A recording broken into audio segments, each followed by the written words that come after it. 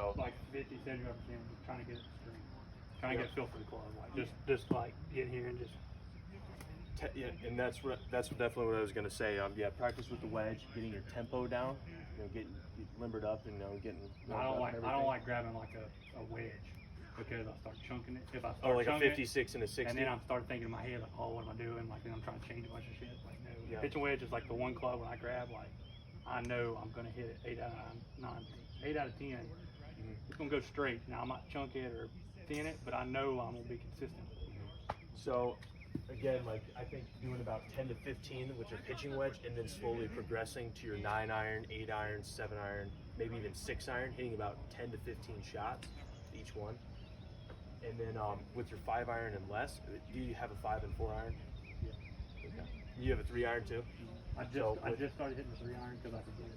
And those are going to be a lot harder. So I would again focus on hitting more shots with those. So you're going to actually utilize those quite a bit on the golf course. I mean, I utilize my 5 iron and less all the time. Just the last lessons, me hitting the ball better.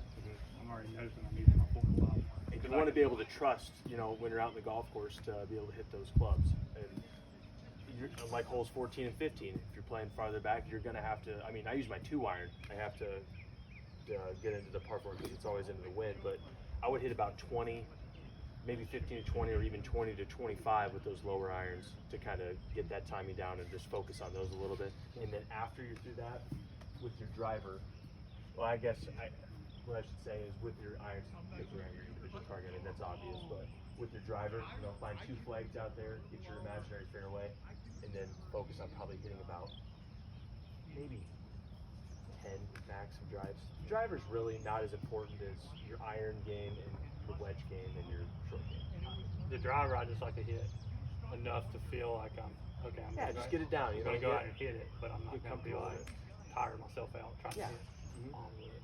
Yeah, and again, I mean, and then after, I would say, since you'll be warmed up and limbered up and everything, you get your tempo down, then focus on the wedges. Maybe hit about 15. Maybe hit about 15 with the 60 or 56 or whatever wedge you prefer in general. I started leaning more on my 56 rather than using my 60 for my approach shots. That way I keep it lower and it'll spin. Yeah. My 60 is more of like for bunker shots around the green or like flop shots. That's all I typically use it for.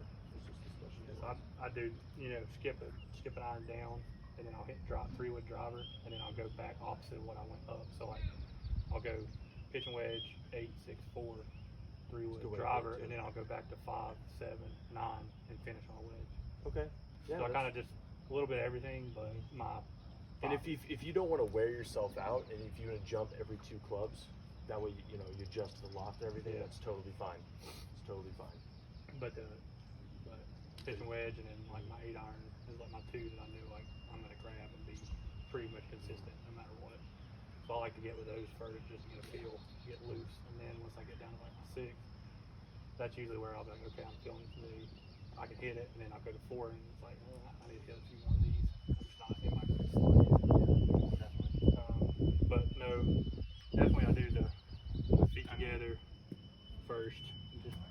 It's amazing how much that does. helps. I still ain't. You hated it at first, but once you still when I get down to 4 and 5, I'm still not as. That's where it's tough because the club's longer. Yeah. It's a different kind of but plane to adjust to. Yeah. And honestly, I would practice probably up to the 6 iron. With your 4 and 5 iron, I would almost 9, 10 or 15 together. Yeah. I spread them anyway once I get down there because I don't feel like I'm just natural. But now, like coming down, I'm fine. Like I definitely tell like I can get right here and just feet together and just.